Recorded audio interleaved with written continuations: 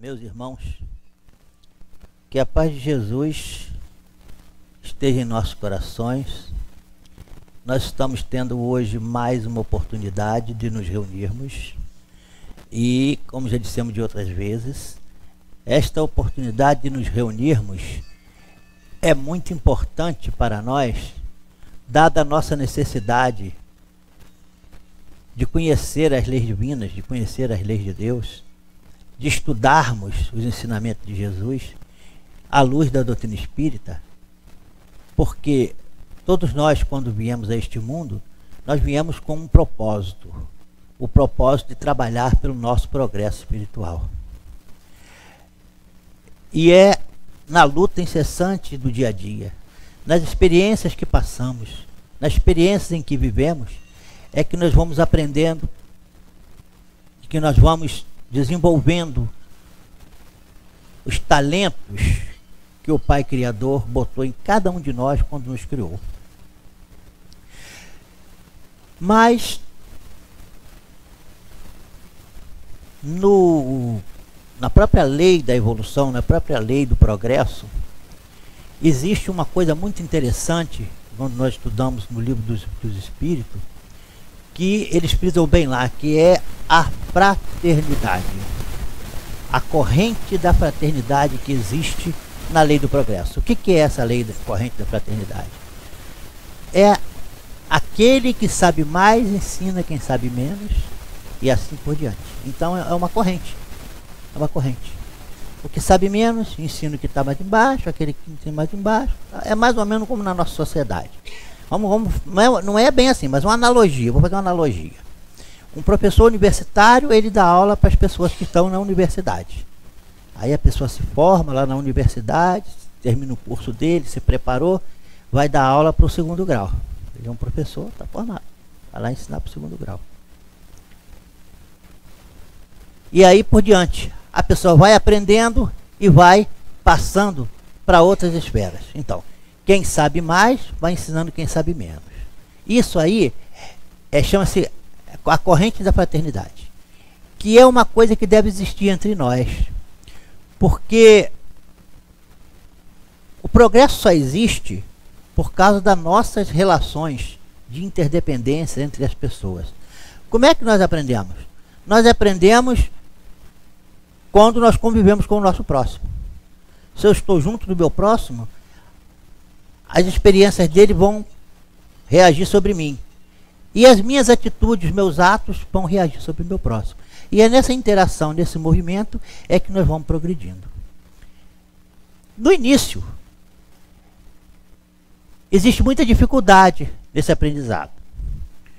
Por causa da imperfeição ainda do espírito, o espírito está começando a desenvolver as suas capacidades, ele encontra muita dificuldade. Como a criancinha pequenininha encontra dificuldade nas coisas que ela tem que fazer. Mas conforme ela vai aprendendo, vai desenvolvendo as suas qualidades, as suas aptidões, ela vai se soltando, ela vai aprendendo mais, vai tendo mais capacidade de resolver mais coisas e vai crescendo espiritualmente. E um dos caminhos que Deus nos facilitou, nos mostrou para nós, porque Deus nos bota lá para aprender, mas Ele também dá a orientação, né? Ele diz, olha, o caminho é esse aqui. E o caminho maior que Ele nos mostrou foi justamente Jesus. Jesus, quando veio ao mundo, ele veio nos mostrar o caminho da nossa libertação espiritual. E ele nos alertou profundamente que esse caminho não seria fácil. Ele disse o seguinte: entrei pela porta estreita, porque a porta larga é a porta da perdição. Então, quer dizer, as facilidades, as coisas muito fáceis, a gente tem que desconfiar. Porque eu tenho netos, tenho pessoas sob meu comando, sob a minha orientação, porque quem é pai, quem é avô, quem é tio, tem sempre aqueles que estão sob nossa responsabilidade. E eu, quando quero educá-los, quando eu quero chamá-lo à realidade, eu digo para ele o seguinte: na vida, tudo tem um preço, nada é de graça. Você tem que pagar. Tudo que você recebe, um dia vai ser cobrado de você aquilo que você recebeu. Se você vê que o que você vai pagar não vale a pena, não aceita, né? Por exemplo, eu quero determinada coisa, mas eu sei que o preço que eu vou pagar é muito alto para ter aquilo. Então, estou fora. O preço está muito alto.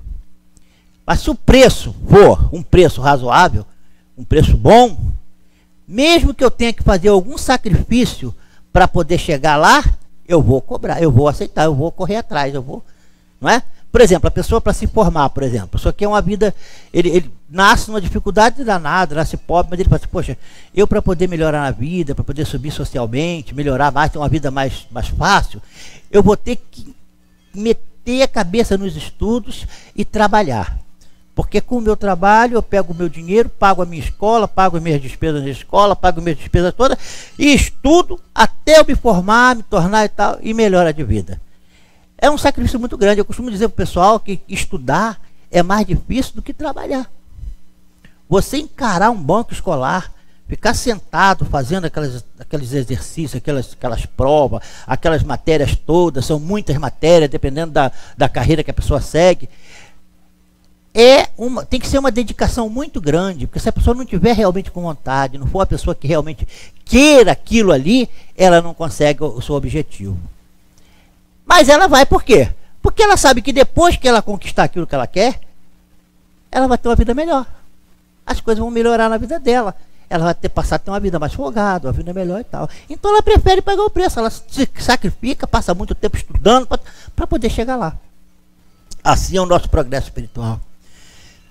Para nós atingirmos um nível mais elevado, nós temos que trabalhar as nossas capacidades.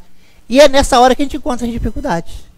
E Jesus alertou para a gente, não é fácil o reino do céu, não vai ser fácil a gente conquistar esse reino do céu no nosso coração. O reino do céu, ele se conquista com muito trabalho, com muita dificuldade, com muito sacrifício. Aqueles que procuram, que estão querendo facilidade, né, eles não vão encontrar esse reino do céu. E teve até e Jesus não deixava de dar exemplo para os apóstolos dele. E os apóstolos ficavam pensando, poxa, o que o mestre está querendo com isso, né? Por que ele nos ensina dessa forma? Certa vez ele falou assim, ó, eu tenho que ir a Jerusalém. Os apóstolos, vou para Jerusalém. Mas eu vou pela Samaria. Então diz o seguinte, que o caminho para ir para Jerusalém, o caminho normal que as pessoas seguiam, era muito fácil. A pessoa ia e tal. Mas passando pela Samaria, era um caminho muito difícil. Tinha regiões desérticas, tinha regiões que você andava dias e dias com estradas pedregosas, era um sacrifício, o sol inclemente, você podia fazer um caminho muito mais fácil e chegar a Jerusalém. Mas ele diz, não, é por lá que eu quero ir. Pô, como é que pode, né? A pessoa está um caminho tão mais fácil, eles procuram o mais difícil, e Jesus vai pelo caminho, vai para Jerusalém pela Samaria. E ele segue aquela estrada toda e ele consegue chegar a Samaria. Depois de muitos dias de viagem, aí chegam lá cansadíssimos, já não estão aguentando mais, né? Aí eles falam assim, agora nós vamos procurar um lugar para nós descansarmos, né? É o comum.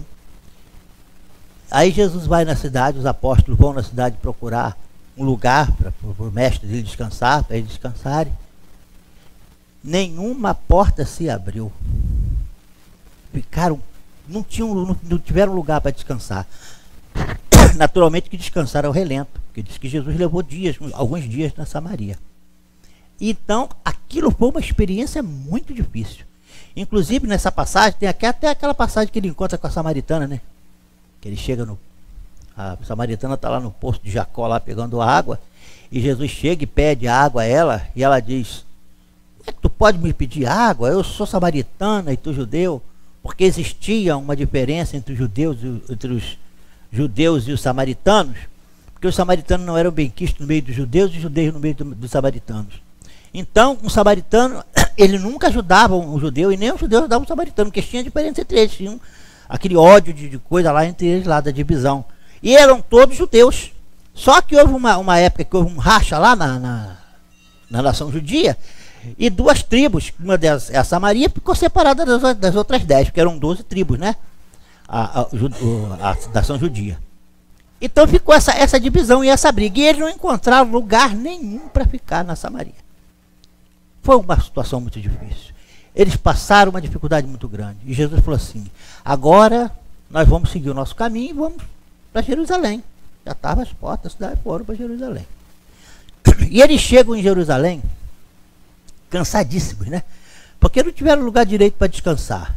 Estavam há dias e dias viajando, passando por aquelas estradas difíceis, aquelas coisas todas, experiências muito difíceis. Eles chegam às portas de Jerusalém. E vem um doutor da lei, quando ele chega, e quando ele chegava com os apóstolos dele, Jesus nessa época já era conhecido, né? Já estava perto da crucificação, já nessa época aí. Então ele era muito conhecido. Quando eles chegavam, as pessoas se cercavam dele, né? Muitos iam à procura da palavra dele, maravilhosa, de amor, de fraternidade, né? Muitos iam com humildade, outros iam com orgulho, orgulhosos, principalmente os fariseus do templo, aquelas pessoas que detinham conhecimento e que queriam, de alguma forma, enredar Jesus, pegar Jesus. Porque o que acontecia? Os ensinamentos de Jesus, ele mexia muito com a vida social da época. Como se hoje Jesus viesse também, fosse falar, ele ia mexer também com a vida social da nossa época aqui agora, não é? Então, ele o que fazia? Quando ele ensinava o amor ao próximo, o desprendimento dos bens terrenos, né? Que ele ensinava lá, não falava? Ele não contou aquela história assim, que o homem trabalhou muito, juntou em celeiros, fez toda aquela riqueza toda, e depois falou assim: agora eu posso descansar, o resto da minha vida eu não preciso mais trabalhar, porque estou rico, meus celeiros estão cheios. Aí ele diz assim: insensato que és, que hoje mesmo te pedirão a tua alma. Então ele fala, o desprendimento, você ser desprendido dos bens terrenos, não é só as coisas materiais que são importantes. As coisas materiais são importantes para enquanto nós estamos vivendo no mundo, porque depois que nós morremos, não vale mais nada para nós, é isso? Então ele dava sempre esses exemplos. E esses exemplos mexiam muito com o interesse dos homens. Porque os homens pensam assim, nós já pensamos assim. Nós ainda somos agarrados às coisas materiais. Quando ele ensinou que nós devíamos amar o nosso inimigo, aquilo foi uma coisa, na sociedade, uma coisa horrível. Porque para muitas pessoas, você perdoar o inimigo é um sinal de fraqueza. É um sinal de medo. É um cara fraco. Quem perdoa o inimigo é um cara fraco. Mas é pelo contrário. Jesus disse que não. Que há mais força em perdoar, né, do que ser um agressor. Então tudo isso que ele ensinava ia de encontro aos interesses da sociedade, e as pessoas ficavam, muitos tinham ódio de Jesus. Muitos não gostavam dele, queriam perseguir ele, queriam pegar ele. E muitos eram das autoridades, que queriam que ele fosse preso. Acabou ele sendo preso mesmo, como todos nós sabemos, foi crucificado e tudo, né? Então ele está chegando na entrada de Jerusalém com os apóstolos dele, e um fariseu vem ao encontro dele e começa a fazer uma porção de perguntas para ele. E o fariseu, inteligentemente, querendo pegar ele, para poder dizer que ter motivo para poder mandar prender ele, para poder, né? Aí pergunta ele assim: Senhor, o que eu devo fazer para ganhar a vida eterna? Será uma pergunta, né, entre os judeus, muito importante, porque eles ficavam sonhando com a vida, aquela vida eterna, aquela vida que eles sonhavam ter. E Jesus virou para ele e falou assim: o que a lei diz? Jesus nunca falava assim, ó, a pessoa chegava para ele e falava assim: eu quero a vida eterna. Jesus falou assim: faz isso, isso, isso, terá a vida eterna. Não, ele perguntava assim: o que está escrito na lei? Por que ele perguntava isso? Porque ele sabia que ele era um fariseu, que ele era um sacerdote, que ele era um homem que conhecia os ensinamentos. Então ele perguntava: o que é que está escrito na lei? Aí o cara sabia, né? O cara falou assim: o que está escrito na lei lá para eu ganhar o reino do céu é o seguinte: amar a Deus sobre todas as coisas e ao próximo como a mim mesmo.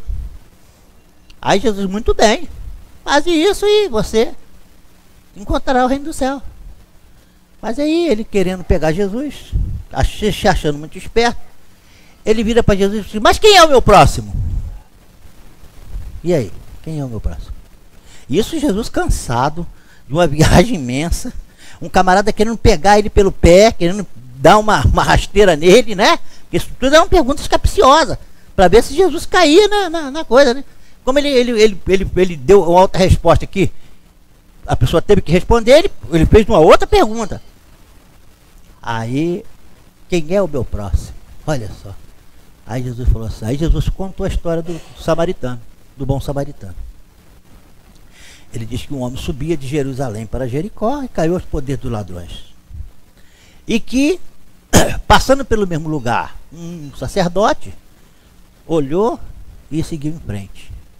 Existia lá entre eles uma lei rígida dentro do templo, que um sacerdote, ele não poderia botar a mão na pessoa que já tivesse morrido, num cadáver, por exemplo. Se ele botasse a mão num cadáver, ele ficava impuro. Era lei lá desde da lei lá do templo, da lei dos judeus mesmo. Ele pensou assim, esse homem já deve estar morto, né? Naturalmente ele pensou isso, o homem estava caído lá, semi-morto. Será que esse homem está morto? Eu vou botar a mão nele, eu vou me contaminar. Então passou direto, foi embora. Então, o sacerdote veio, passou e não parou para, naturalmente. E depois veio o Levítico, né? O cara lá que conhecia as leis, que era um homem da interpretação das leis. Passou, viu aquele homem caído ali e foi embora. Também não socorreu. Mas pelo mesmo lugar vinha um samaritano. Como nós dissemos no início, o samaritano e os judeus, eles não tinham diferença entre eles, entre os povos lá, né? O samaritano vinha passando. Aí o samaritano foi, se condoeu daquele que estava caído. Aí os apóstolos devem ter pensado assim, poxa, o mestre foi usar logo o samaritano, nós estamos vindo de lá agora, ninguém socorreu a gente, ninguém abriu as portas da casa dele para receber a gente, e ele está botando o samaritano aqui como bonzinho? Como aquele que teve compaixão? Olha só a intenção de Jesus, né? Os apóstolos estão aprendendo. Ele estava ensinando para o doutor da lei, mas a lição também era para os apóstolos. Era para os apóstolos. Porque, inclusive, um dos apóstolos, se foi João, parece, que ficou indignado. Falou, poxa, Senhor, aqui na Samaria, nós estamos aqui, ninguém abriu a casa, né? A gente pode orar a Deus e pedir a Ele para que mande um fogo aqui, que queime tudo. Jesus falou assim, não, meu filho, não vamos fazer isso não. Porque entre os judeus tinha uma lei lá, não era uma lei escrita, era uma lei moral entre eles, uma coisa da própria cultura deles, que é o seguinte, se um viajante chegasse na tua casa, você tinha a obrigação moral de acolher ele. Porque naquela época as pessoas faziam viagens a pé, andavam muito a pé mesmo. Era a pé que as pessoas andavam. Então as pessoas chegavam cansadas, era um dever moral da pessoa receber ela, dar a ela alimento para ela comer aquela noite, descansar, dormir, para o dia seguinte continuar a viagem. E eles fugiram com esse dever, com essa obrigação moral que eles tinham. Então o apóstolo ficou indignado. E Jesus, não podemos fazer nada disso. E foi embora. E depois pegou e botou o samaritano como bonzinho. Aí o apóstolo olhou assim, pensou lá com ele, né? Como é que pode? O mestre está querendo me dizer alguma coisa com isso, né? Alguma coisa ele está querendo me dizer. Estava lá falando pro sacerdote, mas a lição também estava indo de reflexo cá de ricochete cá pro apóstolo, cara. Ele estava batendo lá e aí passa toda aquela história, né? Que ele levou o homem para estalagem, chegou lá, socorreu ele, pensou as feridas, falou, ó, quando eu voltar, eu pago a despesa de tudo que exceder, da despesa que ele der aí e tal. Aí Jesus vira pro fariseu e pergunta para ele assim, quem foi o próximo daquele que estava caído lá na estrada? Vocês sabem qual foi a resposta que o samaritano, que o fariseu deu? Quem é que sabe aí dizer qual foi a resposta que ele deu? Ele disse assim, foi o samaritano. Ele falou assim, não, ele falou, foi aquele que usou de misericórdia para com ele. Eles não falavam a palavra samaritano, não adianta que eles não falavam. Eles não falavam não. Era incrível, né? Depois de Jesus ter contado toda aquela história, ter falado tudo aquilo, dizer que o outro foi, ele falou assim, foi aquele que usou de misericórdia para com ele. Ele podia ter falado assim, ó, foi o samaritano passou, foi lá e disse, não. Eles não falavam essa palavra. Da coisa que eles tinham, da diferença de um para os outros lá, era uma diferença tão grande entre os dois povos, que eles tinham essa rixa um com o outro. Tanto o judeu quanto o samaritano, e o samaritano com o judeu. Mas Jesus dá esse exemplo. E os apóstolos vestem aquilo dentro dele. Passando a história do samaritano para os dias de hoje, né? Porque não, tudo que Jesus falou naquela época tem utilidade no dia de hoje. Porque se o ensinamento de Jesus não valia para a nossa época agora, não tem por que a gente estar aqui estudando Jesus, né? O Evangelho. Então vamos pensar na nossa vida que nós estamos vivendo hoje.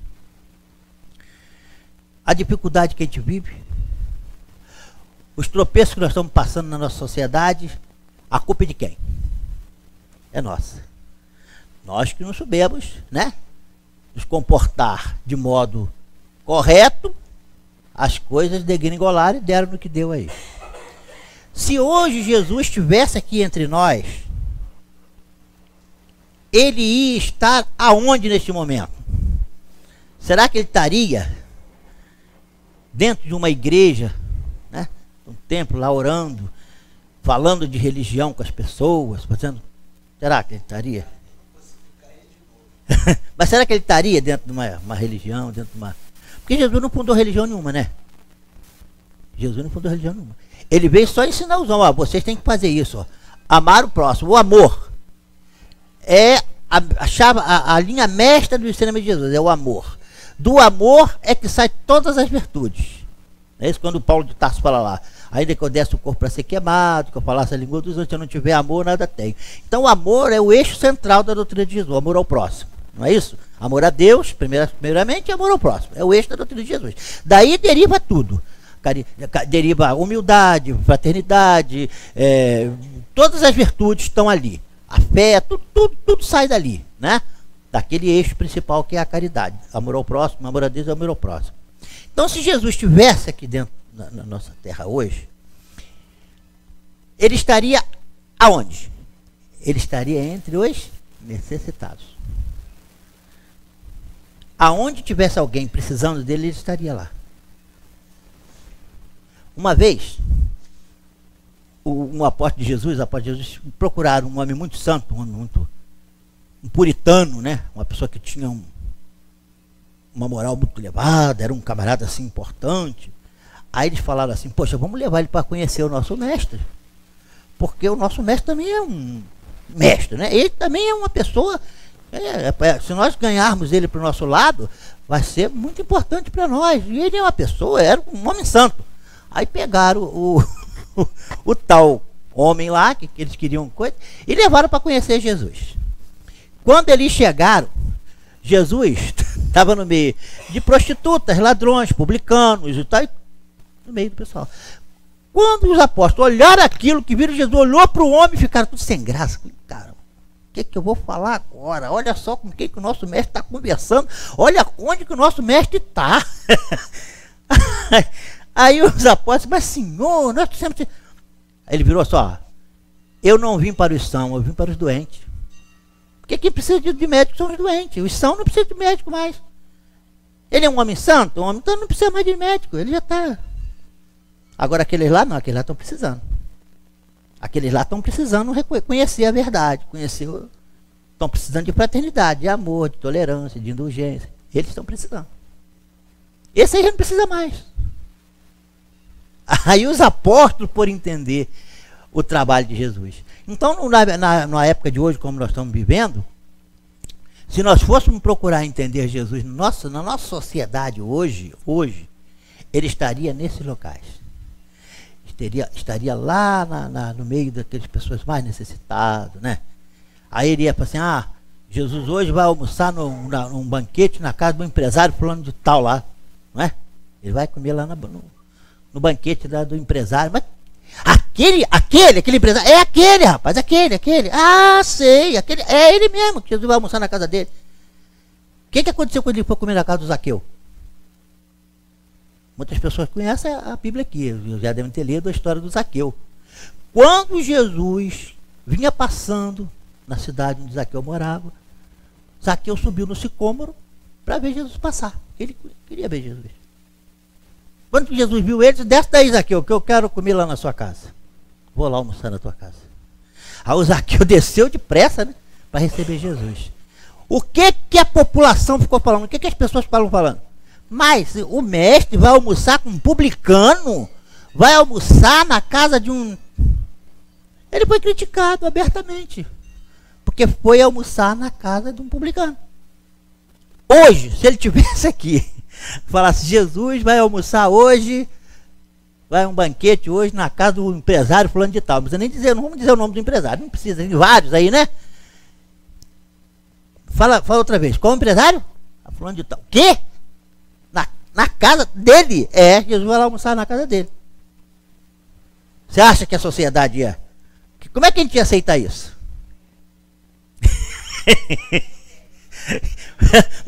Não vamos dizer, vamos falar que é na casa de um empresário importante aí e tal. E aí? Todo mundo ia falar assim, que esse Jesus vai almoçar logo, né? Mas é verdade ou não é, gente? Por que eu estou falando isso? Porque a situação em que nós estamos vivendo. Quando Jesus fazia aquilo, ele estava mostrando aos seus discípulos, às pessoas que iam seguir os seus ensinamentos, como deveriam se comportar. Como deveriam se comportar. E como nós nos comportamos hoje, com a crise que nós estamos vivendo?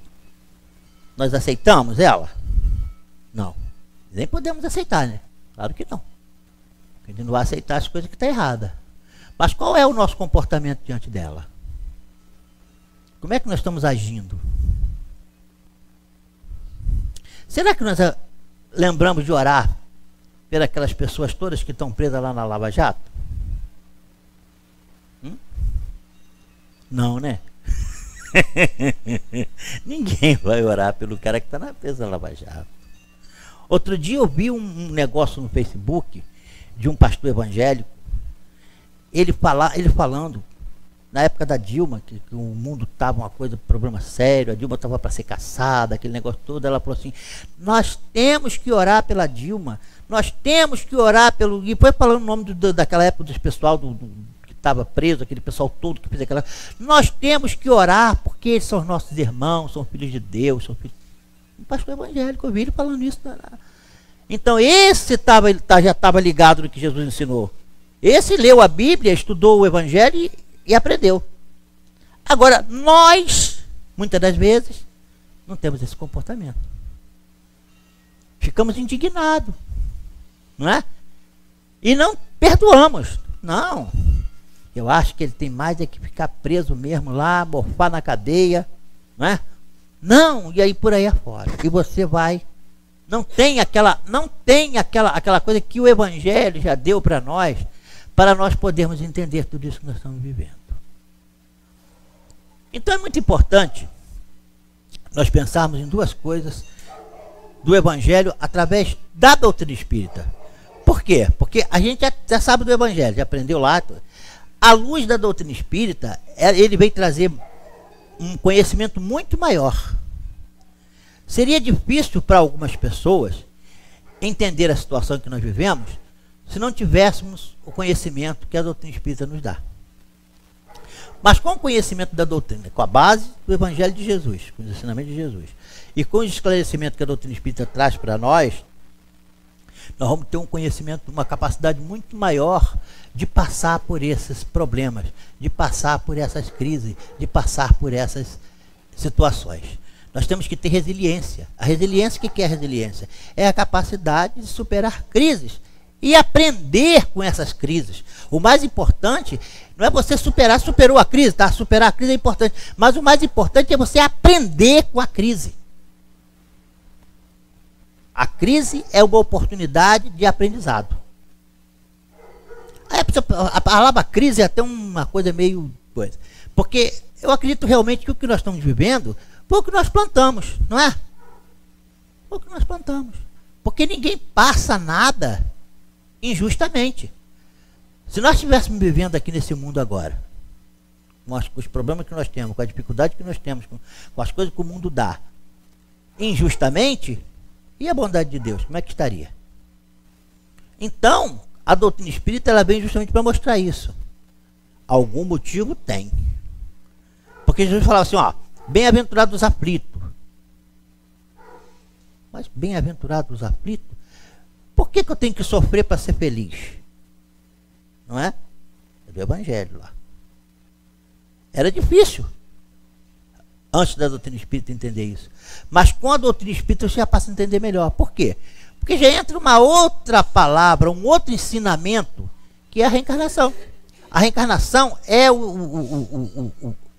a chave que vai abrir o entendimento de muita coisa do ensinamento de Jesus. Por quê? Porque vejamos bem, nós estamos vivendo no nosso mundo. A gente vê as diferenças imensas que existem em toda parte. Porque se nós tivéssemos uma única existência, e se Deus nos botasse para viver numa situação tão difícil como nós estamos vivendo, seria muito difícil nós vencermos essa dificuldade. Se tivéssemos apenas uma existência. E nós estaríamos passando por uma coisa que nós não merecemos. São experiências, dificuldades, dores, atropelos que nós não merecemos passar. Mas se nós formos olhar pelo lado da reencarnação, o que acontece? Não, nós merecemos sim. Porque os poderosos de hoje, no passado, fomos nós. Nós agora estamos aqui na situação e eles na situação de poderosos. Porque a situação se inverte muitas das vezes. Muitas das vezes uma pessoa nasce muito poderoso e depois em outra encarnação ele nasce uma pessoa simples do povo. Por quê? Porque primeiro que ele tem que aprender a experiência do poderoso e a experiência da pessoa simples. E depois, muitas das vezes, ele usa tão mal a sua experiência na vida, no poder, que ele vem aprender nas camadas mais simples, na dificuldade, do sofrimento do pobre, da dificuldade, para poder aprender, para na outra oportunidade que ele tiver novamente poder na mão, ele saber usar. Então essas são as regras da reencarnação. Ela vem mostrar a oportunidade que nós temos, que Deus dá a todos. Primeiro, se Deus é bom, o princípio é o seguinte, que Deus é infinitamente bom. Deus não tem nenhum defeito. Deus não pode.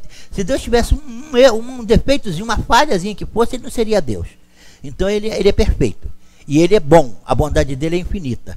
Se a bondade dele é infinita e ele criasse um ser que no momento que morresse fosse para o inferno, como é que seria? Um vai para o céu e outro para o inferno. Aí entra uma porção de problemas que nós estamos vivendo, que a gente vive no mundo atual, que a nossa terra está aí nos mostrando, que não teria lógica sem o ensinamento da reencarnação. Então, é muito mais fácil quem está com o conhecimento da doutrina espírita na mão, com a luz que a doutrina espírita traz para o nosso conhecimento, aprender e saber superar as crises que nós estamos vivendo no momento. Nós temos que ter o nosso coração livre desse problema de pecado, de sofrimento, de dor, porque isso são coisas que são próprias da nossa imperfeição e da nossa necessidade. Nós necessitamos disso. Ninguém toma um remédio amargo à toa. Toma-se um remédio amargo, você está doente. E é aquele remédio que vai te curar. Então você tem que tomar aquele remédio. Você procurou aquilo, aí vem, agora você vai ter que tomar um remédio amargo aqui, porque você abusou da sua saúde, você não soube cuidar do teu corpo, você foi irresponsável, contraiu uma doença, agora você vai ter que tomar esse remédio amargo aqui. A mesma coisa somos nós como espírito. A gente não aproveita as oportunidades que Deus dá a gente, aí nasce numa situação difícil, para ter que passar por experiências, para poder aprender e sofrer as consequências daquelas coisas erradas que nós fizemos. Dos equívocos que nós cometemos na nossa vida, não é? Para poder nos ajustarmos de novo com a lei divina. Essa é a bondade de Deus para conosco. O Evangelho, no momento, é uma coisa que vem falando assim, a gente fala sobre, eu estou falando sobre Jesus aqui, né?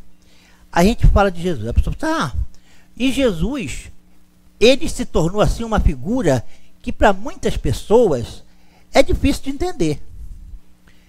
Muito difícil de entender Jesus. Mas do momento em que você, por exemplo, Eu, quando comecei a estudar a doutrina espírita, eu comecei a ler o livro dos Espíritos, o Evangelho e tal, é que eu comecei a entender realmente o Jesus. Eu falei, não, Jesus realmente é... Porque, como a doutrina espírita mostra Jesus para nós, Jesus cresce imensamente no nosso entendimento. Jesus se torna uma coisa fabulosa diante do nosso conhecimento. Porque tudo aquilo que ele fez lá na Galileia, o Evangelho que ele trouxe para nós, representando hoje para nós o caminho que nós devemos seguir, através da doutrina espírita, Jesus passa a ser o maior de todos nós aqui realmente. Porque quando nós, por exemplo, as pessoas que... O problema da religião é que a doutrina espírita, ela é uma religião, podemos dizer assim, porque ela tem o tripé, ciência, filosofia e religião, né? Ela é uma religião, mas ela é uma religião com características diferentes das outras religiões. Por quê? Porque na doutrina espírita não tem sacerdócio, não tem dogmas, não é? A doutrina espírita é liberta de tudo isso. Ela não tem. Por exemplo, o espírita não diz assim, só vai conseguir a libertação espiritual, só vai ser um espírito evoluído, só vai ser um espírito de luz, quem foi espírita. Lá no meio dos evangélicos não tem nenhum espírito de luz, lá só tem, lá entre os católicos, lá entre os não tem. Não. Nós sabemos que em todo lugar tem. Em todo lugar tem espírito de luz e tem espírito também apagado, que não tem luz nenhuma. Porque o que depende da nossa luz não é a religião que a gente está seguindo. Porque o que eu estou falando? Está falando de Jesus aqui, né? Então, porque realmente as religiões, elas são criação do homem. Jesus ensinou o Evangelho, trouxe o Evangelho, deixou o Evangelho aí para nós, não criou religião nenhuma. Mas os homens, um lia, entendia de uma forma. Eu sou cristão, então nós vamos seguir isso aqui. Aí o outro vinha, não, olha, eu não entendi bem assim como você entendeu, mas eu também sou cristão. Aí criou um outro grupo. Aí daqueles dois grupos saiu um terceiro, porque não concordava muito bem com a interpretação daquele, formou, e assim foi formando. E hoje nós vemos aí centenas de religião, né? A Igreja Católica foi uma das primeiras dentro do cristianismo, mas depois veio o protestantismo com a Reforma Protestante e muitos outros movimentos, e as religiões foram se dividindo. Porque Deus é um só, né? O Deus é Deus do brasileiro, é Deus do americano, é Deus do hindu, é Deus do chinês, é Deus do árabe, é Deus... Deus é um só, não existe vários deuses, é um Deus só. Mas segundo a ótica com que você vê Deus, você cria a sua religião. Então o que a religião é? Uma coisa humana. A religião é humana. Por isso que a doutrina espírita, ela tem uma característica diferente. Ela é uma religião que não tem sacerdócio, não tem dogmas, porque ela entende como? A religião, geralmente, ela quer ter Deus, ter a posse de Deus. Deus é da nossa religião. A doutrina espírita já não vê assim. Porque os espíritos, quando codificaram a doutrina espírita, ele passou um código de ensinamento, de aprendizado para todos nós, de ensinamentos para todos nós, universal. Não foi uma coisa local, mas universal.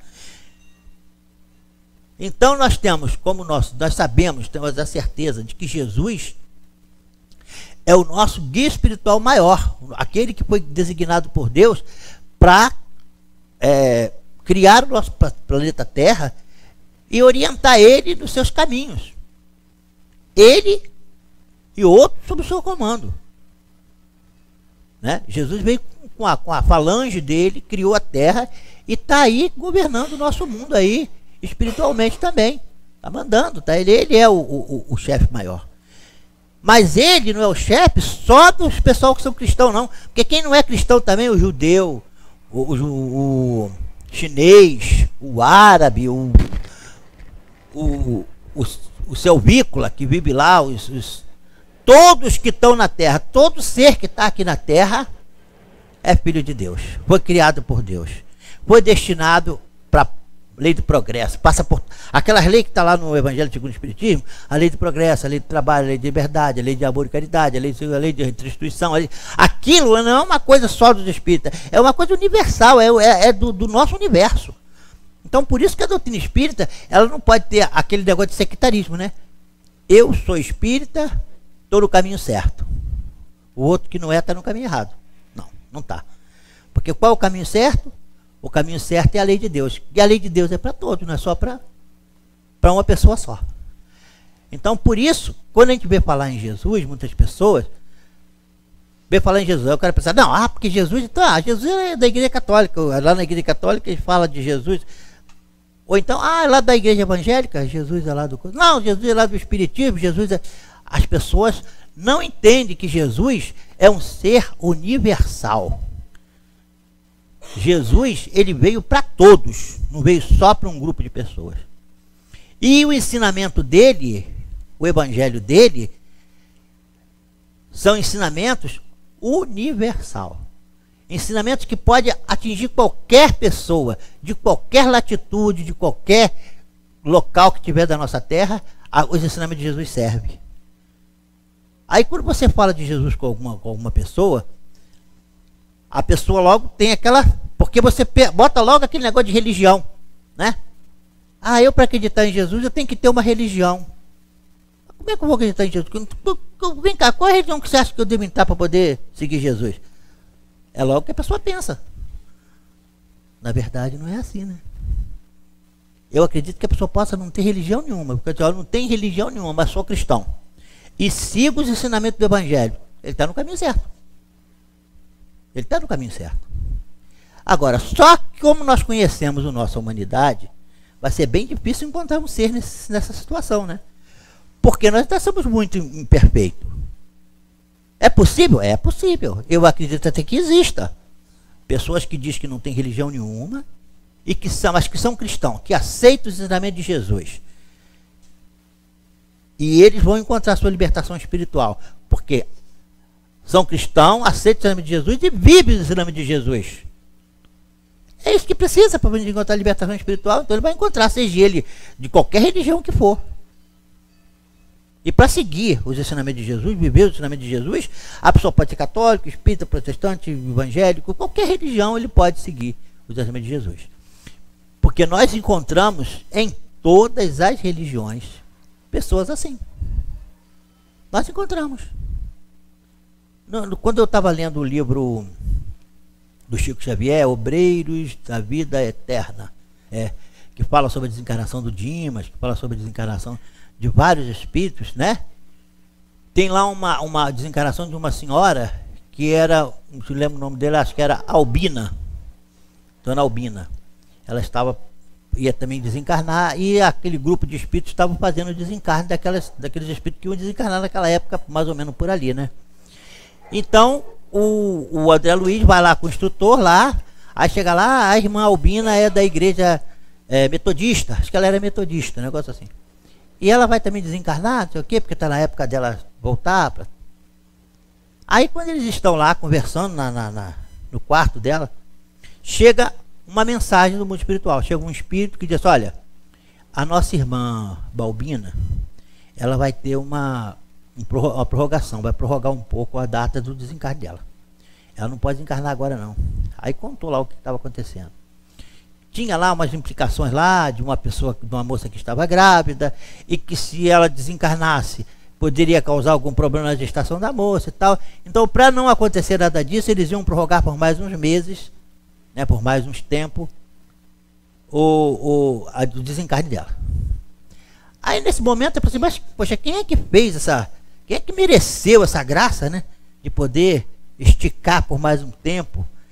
Aí daqui a pouco entra um garotinho correndo dentro do quarto e vai lá e abraça a velhinha e diz, você não vai morrer, vovó, você não vai morrer. Aí o pessoal fala assim, quem é esse garoto? Esse menino, ele é um espírito que reencarnou com a missão dentro da igreja metodista. Ele vai ser pastor, ele tem uma missão dentro dessa religião, da doutrina da igreja dele. E ele vai casar com essa menina que vai nascer agora aí. Essa senhora que está grávida, a menina que vai nascer uma menina ali, e mais tarde eles vão se consorciar, vão se casar. E é preciso que tudo corra direitinho para que ele possa seguir, cumprir a missão dele direitinho e tal.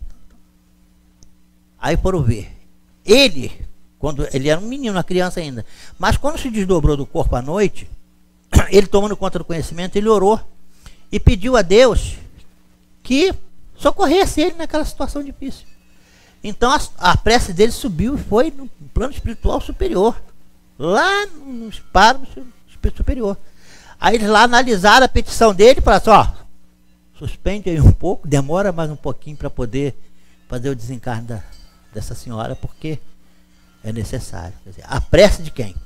De uma criança que estava reencarnada, mas que já era um espírito bebido, já era um espírito já... e que tinha uma missão dentro da igreja metodista. Isso a gente fala, e o Chico Xavier, ele disse que quando ele era católico, que ele frequentava a igreja católica. Aí quando ele ia na missa, ele disse que viu os espíritos passando assim, ó. Ele viu os espíritos dentro da igreja. Os espíritos iluminados dentro da igreja.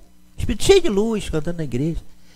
Tem também aquele livro Libertação, que ele conta lá, que ele foi numa igreja católica. O André Luiz estava dentro de uma igreja católica. E o nosso irmão sacerdote estava falando lá, fazendo uma pregação dele, e chegou a hora da consagração, que é aquela hora que o padre pega a hóstia e põe na boca do fiel, né? As mulheres vão passando e tal, os homens, as crianças, e bota a hóstia na boca da pessoa. Então diz que quando chegou o prato com as hóstias, diz que os pães que estavam em cima, aquelas hóstias, né? Estavam todas elas carregadas de uma energia muito bonita, emitiam muitas luzes naquele prato bonito, a beça. Mas ele disse que quando o padre botava a mão na hóstia, a luminosidade diminuiu um pouco, porque o nosso irmão não estava bem. Ele era o sacerdote, mas ele era como nós, né? Imperfeito. Ele não era pior do que nós, ele era igual a nós. Então ele estava, embora ele fosse um homem conhecedor, sacerdote, mas ele não tinha aquela coisa, né?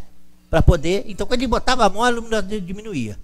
E quando ele botava a hóstia na boca do fiel, a luz se apagava por total e a farinha e o bolo descia. Ele via, né? O André Luiz ele via espiritualmente acontecer isso. Mas eis que uma senhora, quando chega, que o padre pega e bota a hóstia na boca da senhora, na língua dela, o André Luiz vê direitinho aquela luz sair do pão, descer e se alojar no coração dela. E a hóstia, a farinha que ela comeu, que era feita a farinha, ela engoliu e desceu para o estômago. E aí, como é que você vai explicar isso? A lei de Deus está só na doutrina espírita, só na igreja evangélica, só na igreja católica? Não. Ela está em todo lugar. Cada um vai pegar se merecer. Não é? Aquele que merecer, ele pode estar onde estiver, ele vai receber. Porque a lei divina ela não é só de um, não é só de um grupo, não é só de ninguém, é de todo mundo, é de todos indistintamente. E você pode estar em qualquer lugar. E para viver o ensinamento de Jesus, basta ter boa vontade, né? Eu conheci muitas pessoas de muitas religiões que eram muito caridosas, que faziam a caridade realmente com sinceridade. E não era espírita, não. Eram pessoas de outras religiões. Agora, se essas pessoas viveram a vida dela praticando a caridade, praticando o amor e fazendo a caridade como Jesus ensinou, ela não vai poder ser salva porque ela não é da minha religião. Aí quando você fala de religião de Jesus com alguém, uma pessoa que não tem religião nenhuma, aí você fala com ele de Jesus. Ele já logo ele, não, Jesus, tem pessoa que você fala com Jesus, com ela, mas Jesus, rapaz, não.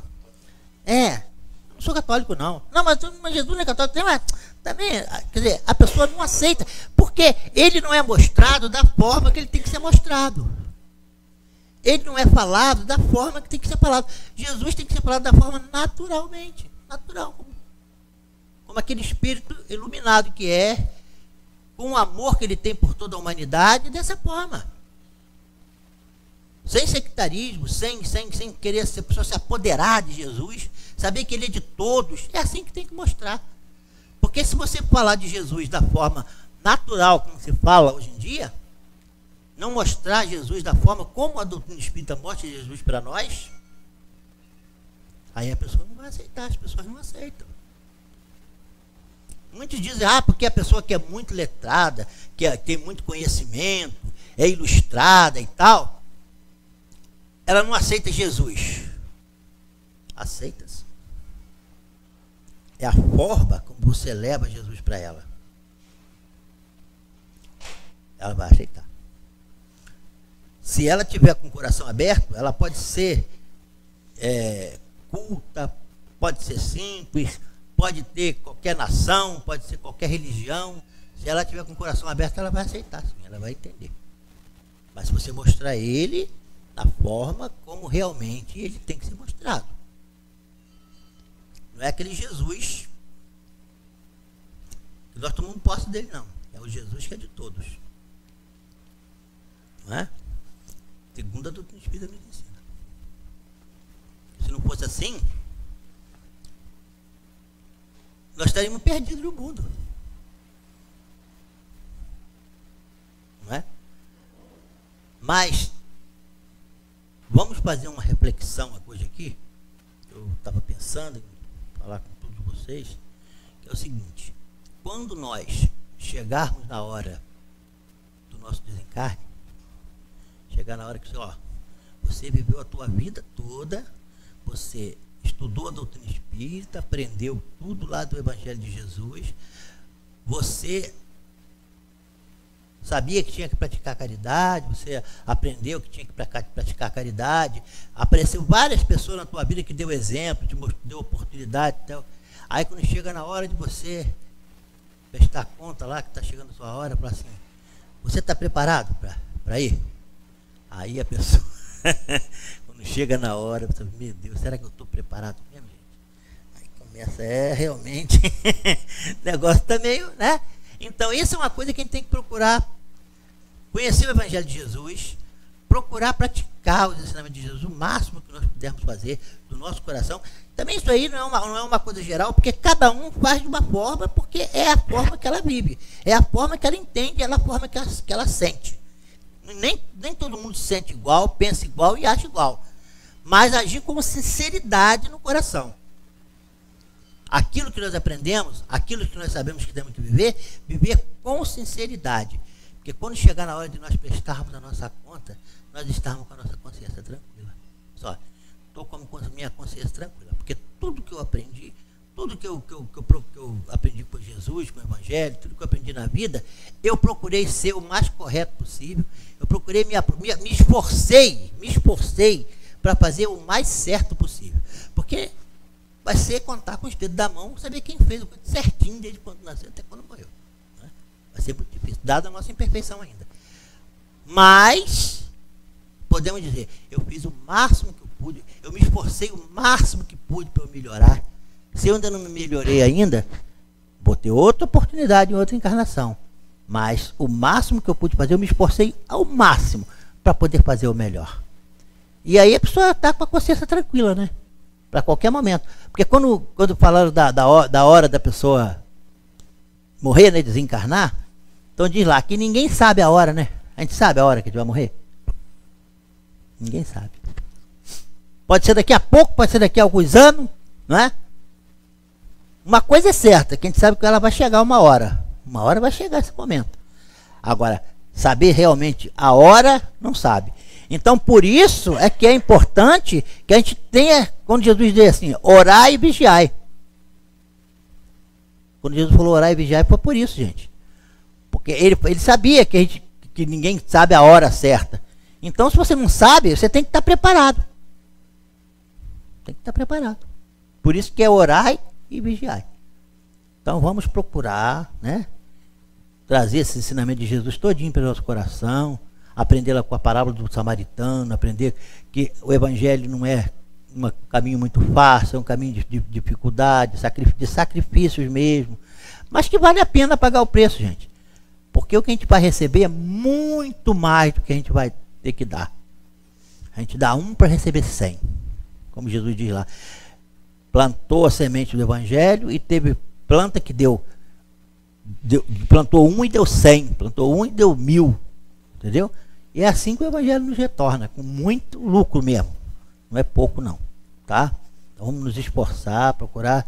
E agradeço a todos pela paciência que teve de nos escutar. E procurar refletir sobre tudo que nós falamos, tá? Eu, principalmente, porque quando a gente fala aqui, quando eu começo a falar, o primeiro a ouvir sou eu, porque os meus ouvidos estão aqui pertinho da minha boca, ó. Então, tudo que eu falo para vocês, principalmente é para mim, tá? Então, por isso eu agradeço a oportunidade e a paciência de vocês, tá? Que Deus abençoe a todos.